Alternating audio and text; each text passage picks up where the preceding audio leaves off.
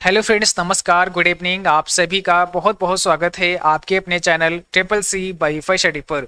I hope आप सभी बहुत अच्छे होंगे और सभी बच्चे ट्रिपल सी एग्जाम की तैयारी भी बहुत अच्छे से कर रहे होंगे। आज हमने इस क्लास में आप सभी के लिए 25 प्रश्नों को शामिल किया है। ये सभी प्रश्न आपके होने वाले ट्रिपल सी एग्जाम के लिए काफ़ी इंपॉर्टेंट है।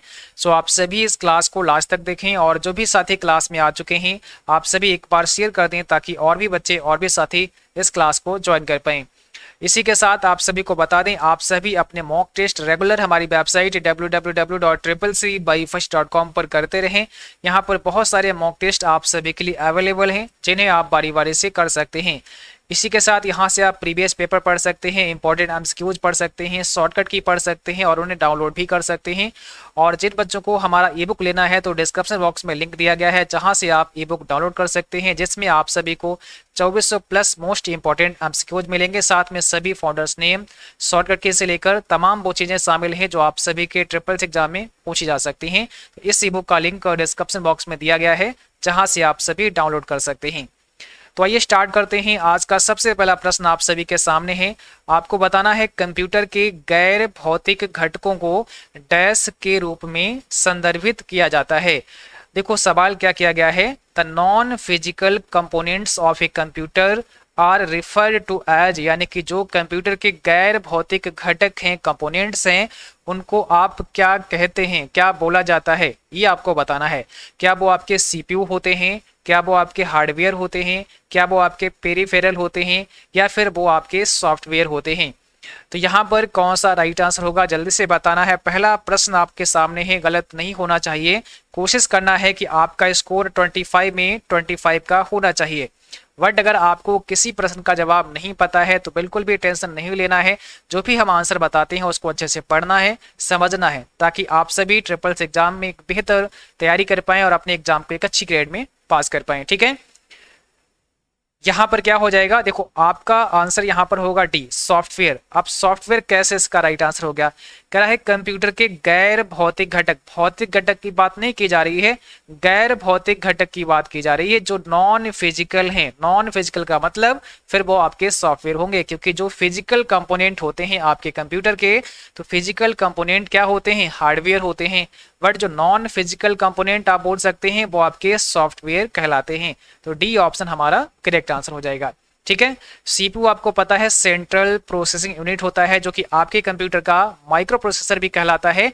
तो सीपीयू एक हार्डवेयर है। अगर बात करते हैं हार्डवेयर की तो आपको पता है हार्डवेयर तो हार्डवेयर होता ही है क्योंकि इसके अंदर बहुत सारे डिवाइस शामिल होते हैं। तो हार्डवेयर एक कैटेगरी है, यानी कि आपका जैसे कीबोर्ड हो गया, आपका माउस हो गया, आपका सीपीयू हो गया आपका, तो ये क्या है, सभी के सभी आपके हार्डवेयर हैं।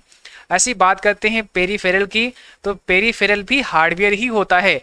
बट पेरिफेरल एक कॉमन नाम है। जैसे बहुत सारी डिवाइस ऐसी होती हैं जो आप अपने कंप्यूटर में बाहर से इस्तेमाल करते हैं, तो वो सारी डिवाइसेज जो अपने कंप्यूटर में आप बाहर से इस्तेमाल करते हैं उनको पेरिफेरल डिवाइसेस का नाम दिया जाता है। तो ये भी आपको ध्यान रखना है। ठीक है, तो पेरिफेरल का मतलब अगर हम आपसे कहें कीबोर्ड एक पेरिफेरल डिवाइस है तो आप बोलेंगे यस, कीबोर्ड आपका एक पेरिफेरल डिवाइस है। ठीक है, तो आपको ध्यान रखना है पेरिफेरल होता क्या है। पेरिफेरल का मतलब होता है वो सारी डिवाइसेज जो आप अपने कंप्यूटर में बाहर से इस्तेमाल करते हैं उनको पेरिफेरल डिवाइस कहा जाता है।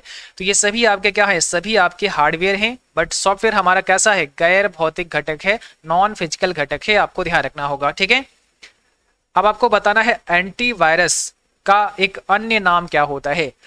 देखो यहाँ पर थोड़ा समझना है। ठीक है, एंटीवायरस का एक अन्य नाम आपको बताना है और जो ऑप्शन में दिया जाता है उसी के अनुसार आपको जवाब करना होता है। ये हमने पहले भी आपको बताया है कि हमारे पास विकल्प होते हैं, 4 ऑप्शन होते हैं, है ना। एग्जामिनर ने आपको 4 ऑप्शन दिए हैं, उनमें से ही एक आंसर हमें सही करना होता है। ठीक है, तो एंटीवायरस का एक अन्य नाम क्या हो सकता है, अब ध्यान दीजिएगा। लिखा है स्पैम हो सकता है, फिर लिखा है वैक्सीन हो सकता है, फिर लिखा है बॉम्ब हो सकता है, फिर लिखा है क्या ये सभी हो सकते हैं। तो अब आपको अपना दिमाग लगाना है क्या हो सकता है इसका right answer.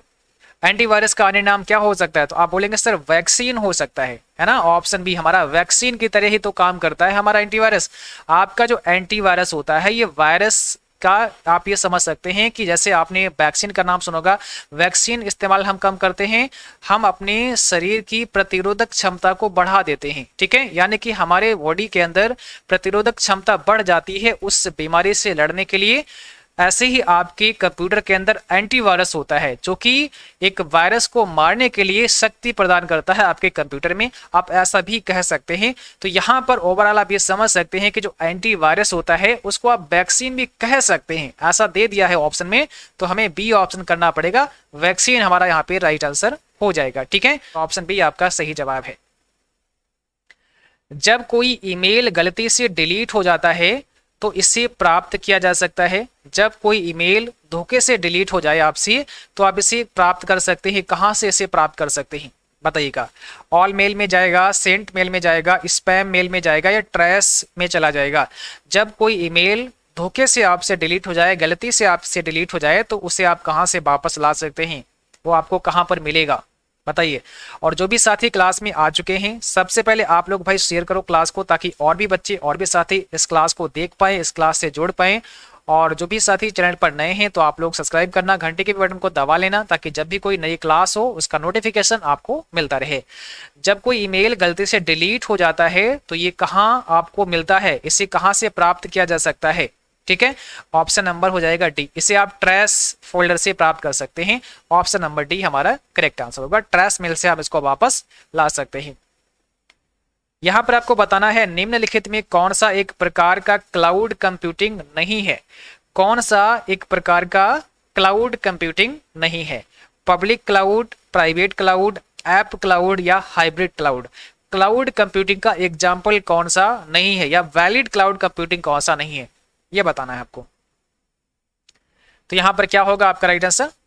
Option number C हो जाएगा, ऐप क्लाउड नहीं है। बाकी बात करते हैं public cloud, private cloud, hybrid cloud, तो ये सभी क्लाउड के प्रकार हैं, लेकिन ऐप क्लाउड आपका ये क्लाउड का प्रकार नहीं है। तो ऑप्शन हमारा सी करेक्ट हो जाएगा।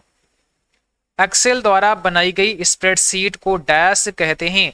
एक्सेल द्वारा बनाई गई स्प्रेडशीट को क्या नाम दिया जाता है? Workbook, balance sheet, presentation, sheet, document.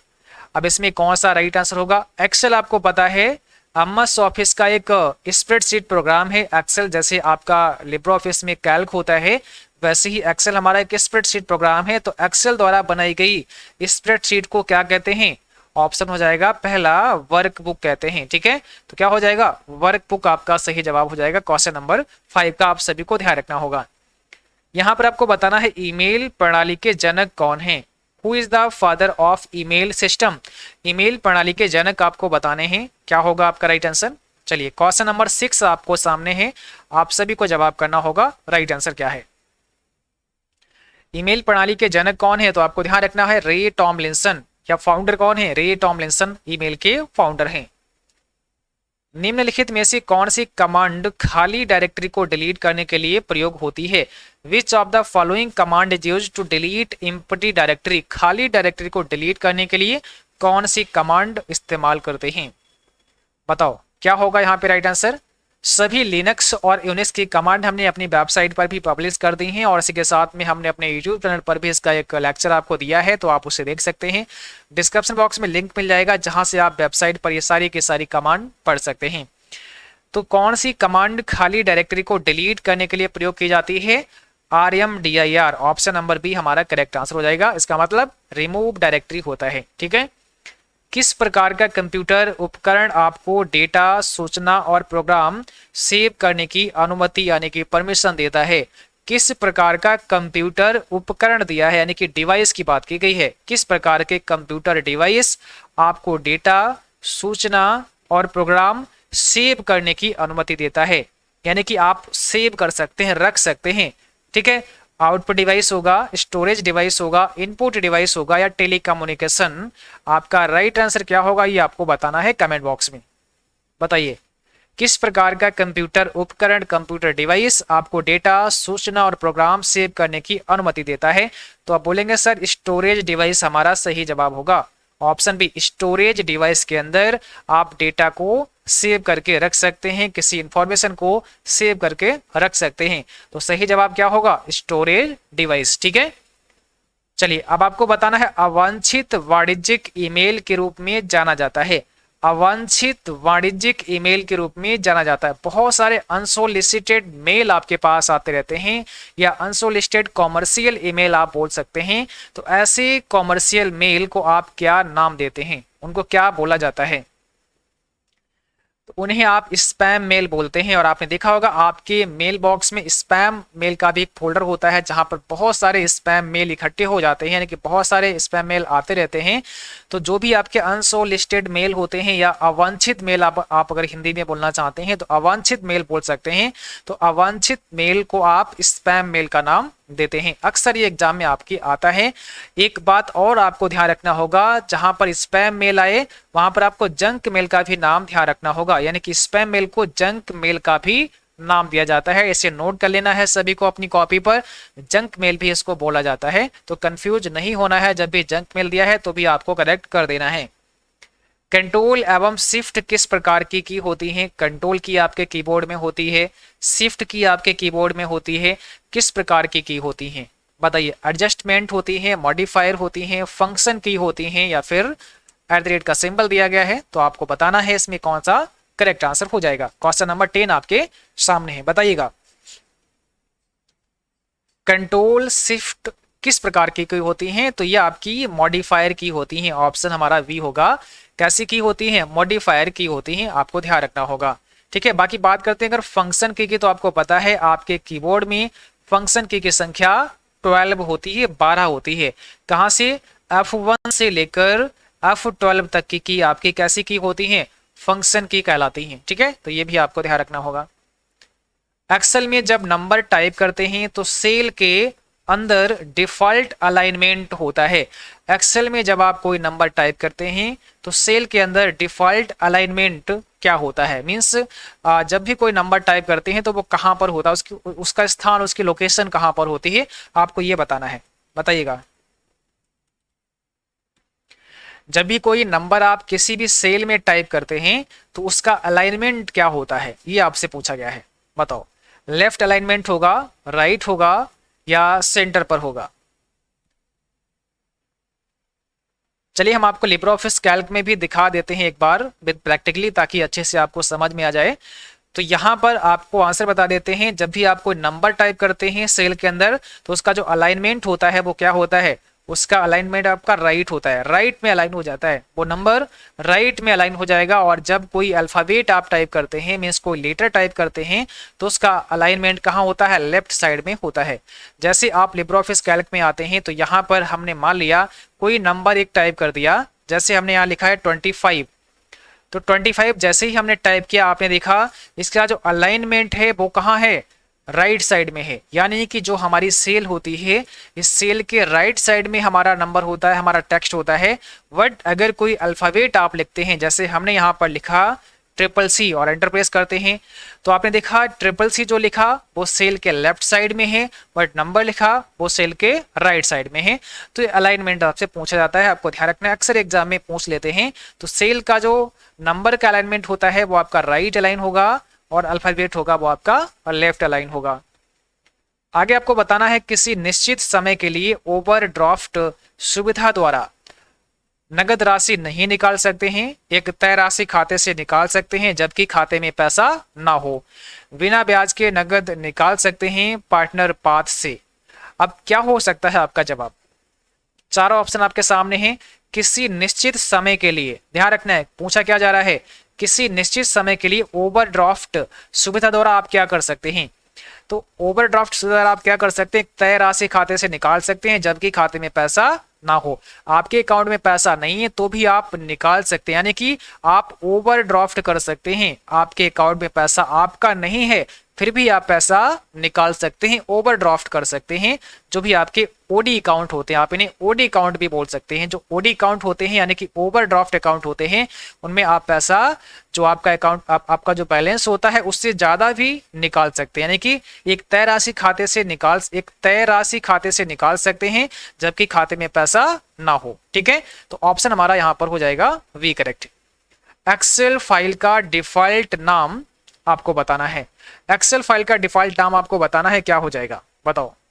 यानी कि जब आप एक्सेल में काम करते हैं, एक्सेल स्प्रेडशीट में काम करते हैं, तो डिफॉल्ट नाम क्या होता है उसका, तो सभी को ध्यान रखना है, उसका नाम होता है बुक वन, है ना। ऑप्शन नंबर सी हो जाएगा बुक वन। लेकिन अगर आप लिब्रे ऑफिस कैल्क में काम करते हैं, उसका डिफॉल्ट नाम क्या होगा या डिफॉल्ट टाइटल क्या होगा, तो आपको पता है अनटाइटल हो जाएगा उसका, फिर अनटाइटल वन करके होता है, आगे लिब्रे ऑफिस कैल्क लिखा होता है ना। ये हमें आपको पहले भी बताया है। निम्नलिखित में से कौन सी की स्पेलिंग चेक के लिए प्रयोग होती है, किस की का इस्तेमाल स्पेलिंग चेक करने के लिए होता है। जो भी हमने आपको लिब्रे ऑफिस की थ्योरी पढ़ाई है और जो प्रैक्टिकल क्लास हमने आपको दिए हैं लिब्रे ऑफिस की प्लेलिस्ट में आपको मिल जाएंगे, वहां पर ये सारा कुछ हमने बता रखा है आपको, ठीक है। तो निम्न में कौन सी की स्पेलिंग चेक करने के लिए होती है, आप बताएंगे सर F7 होती है, ऑप्शन सी हो जाएगा। यही अगर आपसे ऑटोमेटिक की बात करते हैं तो आपको बता देना है शिफ्ट के साथ में F7 हो जाएगा, ऑटोमेटिक का शिफ्ट के साथ में F7 हो जाएगा। निम्नलिखित में से कौन सा नेटवर्क माध्यम आउटडोर नेटवर्किंग के लिए ज्यादा लोकप्रिय है, कौन सा नेटवर्क माध्यम आउटडोर नेटवर्किंग के लिए ज्यादा लोकप्रिय। थोड़ा सा अपना माइंड इस्तेमाल करना है और आप सही जवाब ढूंढ पाएंगे, निकाल पाएंगे, है ना। थोड़ा सा समझदारी दिखा के आपको प्रश्न पढ़ना है और आंसर देना है। कौन से नेटवर्क माध्यम आउटडोर नेटवर्किंग के लिए ज्यादा लोकप्रिय है, तो आप बोलेंगे sir wireless, option number D wireless आपका है। ये आउटडोर के लिए ज्यादा यूजफुल है या ज्यादा आपके लिए लाभदायक है, ऐसा बोल सकते हैं, ज्यादा लोकप्रिय है आप ऐसा बोल सकते हैं, क्योंकि अधिकांश आप बाहर जब होते हैं तो वायरलेस का ही इस्तेमाल करते हैं, जहां पर तार नहीं आप लगाते हैं वायरलेस ही आप कनेक्ट कर लेते हैं, जो भी डिवाइस कनेक्ट करना होता है, ठीक है। तो ऑप्शन हमारा यहाँ पर हो जाएगा डी।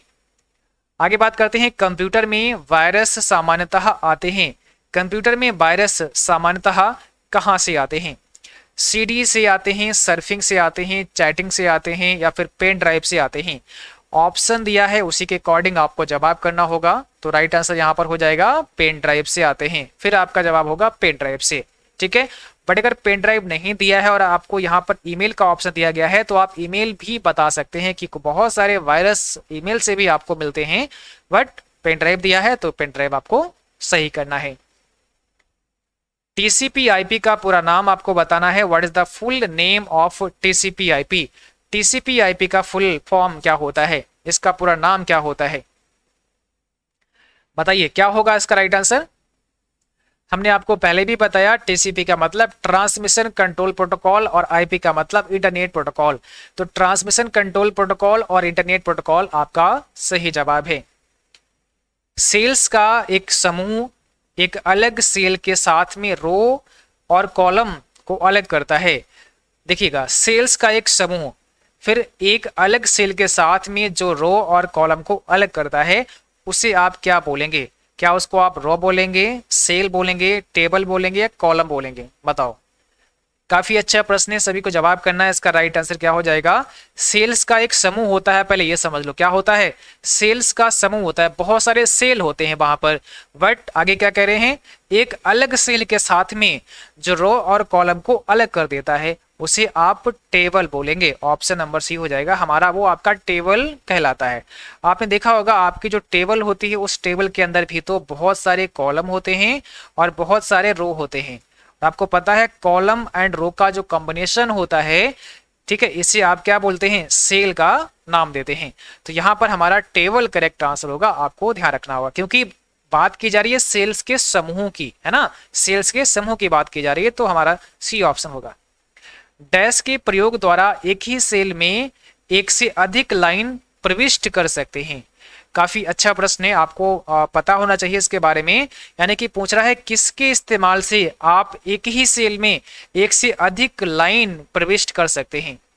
जैसे एक सेल आपका है और इस सेल में आपने कुछ लिखा, इसी सेल में आप चाहते हैं कि हमने यहाँ पर लिखा है CCC वाईफाई और स्टडी, अब इसी सेल में नीचे लिख जाए, तो ऐसा करने के लिए आपको क्या करना पड़ेगा, व्रैप टेक्स्ट है, वर्क व्रेप है, वर्क मैप है, या इसमें से कोई नहीं, तो क्या करना पड़ेगा, एक ही सेल में आप लिखना चाहते हैं तो यहाँ पर एक ऑप्शन होता है व्रेप टेक्स्ट का, आपको टेक्स्ट को व्रेप करना पड़ेगा, आप टेक्स्ट को व्रेप कर सकते हैं।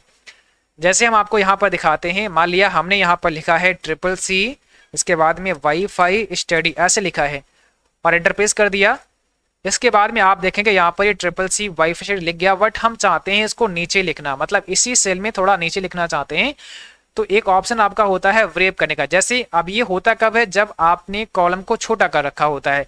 मान लिया हमारा कॉलम छोटा है, इसके आगे भी हम कुछ लिख देते हैं, हमने यहाँ पर लिखा है ओ लेवल, ऐसे लिख देते हैं ओ लेवल, ठीक है।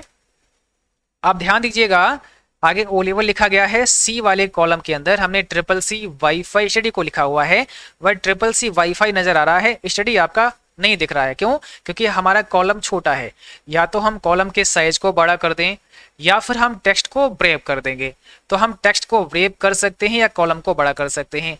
व्रेप करने का ऑप्शन हमें यहाँ मिल जाता है। कहाँ मिल जाता है? आपकी फॉर्मेटिंग टूल बार पर, आपको नोट कर लेना है। व्रेप टेक्स्ट का ऑप्शन फॉर्मेटिंग टूल बार पर भी मिलता है। दूसरा, अगर आपसे पूछे कि कौन से मेनू में मिलेगा, तो आप बोलेंगे सर ये आपको फॉर्मेट मेनू में मिलेगा। कहाँ मिलेगा? फॉर्मेट मेनू में मिलेगा। फॉर्मेट मेनू में जाना है। इसके बाद आप देखेंगे यहाँ पर हम टेक्स्ट को व्रेप कर सकते हैं। तो टेक्स्ट वाले आपको कमांड पर क्लिक करना है। इसके बाद में कुछ सब कमांड आपको देखने को मिलती हैं और यहाँ पर आप देखेंगे, देखिएगा यहाँ पर दिया गया है ब्रेव टेक्स्ट का ऑप्शन, ठीक है। तो ब्रेव टेक्स्ट से फिर आप इसको ब्रेव कर सकते हैं। जिन बच्चों ने हमारे पैड क्लास को लिया है, वहां पर हमने लिब्रे ऑफिस की थ्योरी को कराया है, तो वहां पर आपने इसको समझा होगा, पढ़ा होगा, ठीक है। तो जैसे ही आप ध्यान दीजिएगा हम ब्रेव टेक्स्ट पर क्लिक करेंगे तो हमारा टेक्स्ट व्रेप हो जाएगा। और देखिए इसी सेल के अंदर एक नई लाइन में इसने लिख दिया है। मतलब हमने कॉलम को बड़ा नहीं किया, बट अपने टेक्स्ट को तोड़ दिया, है ना। कॉलम उतना ही बड़ा रखना चाहते थे और कंटेंट भी आप पूरा दिखाना चाहते थे, तो फिर सेल को व्रेप करना पड़ेगा। तो ये आपको ध्यान रखना होगा, ठीक है। चलिए अगले क्वेश्चन पर चलते हैं। यहाँ पर आपको बताना है स्टार्ट मेनू को खोलने की शॉर्टकट की। आप स्टार्ट मेनू को किस शॉर्टकट की से ओपन करा सकते हैं? क्या होगा? तो यहाँ पर हमारा सही जवाब हो जाएगा विंडो लोगो के साथ में। आपको विंडो लोगो की प्रेस करना है, आपका स्टार्ट मेनू ओपन हो जाएगा। 21 में आपको बताना है इंटरनेट को नियंत्रित किया जाता है। इंटरनेट को कौन नियंत्रित करता है, कौन कंट्रोल करने का काम करता है? 21 का सही जवाब क्या होगा? तो आप बताएंगे सर W3C होता है। ऑप्शन हमारा पहला हो जाएगा। और इसका फुल फॉर्म भी आपको ध्यान रखना होगा, वर्ल्ड वाइड वेब कंसोर्टियम होता है इसका पूरा नाम। तो ये भी आपको ध्यान रखना है। इसके द्वारा इंटरनेट को कंट्रोल किया जाता है, नियंत्रित किया जाता है। और इस प्रश्न में आपको बताना है डबल अंडरलाइन करने के लिए किन कुंजियों का इस्तेमाल करते हैं। अगर आपको डबल अंडरलाइन करना है तो आप कौन सी की प्रेस करेंगे? Control D, control K, control shift U, control shift H। तो सभी को ध्यान रखना है। अगर आपसे लिब्रे ऑफिस में पूछें या केवल ऐसे पूछें कि डबल अंडरलाइन करने की शॉर्टकट की बताइए, तो आपको कंट्रोल D बताना है, क्योंकि आपके सिलेबस में लिब्रे ऑफिस को शामिल किया गया है। बट कभी ये पूछें कि डबल अंडरलाइन करने की शॉर्टकट की आप MS वर्ड में बताइए, तो आप क्या बताएंगे? कंट्रोल के साथ में शिफ्ट, इसके बाद में फिर आपको D, यानी कि कंट्रोल शिफ्ट D हो जाएगा MS वर्ड में। और अगर आपसे राइटर में पूछें तो आपका कंट्रोल D हो जाएगा। आपको ध्यान रखना होगा, ठीक है।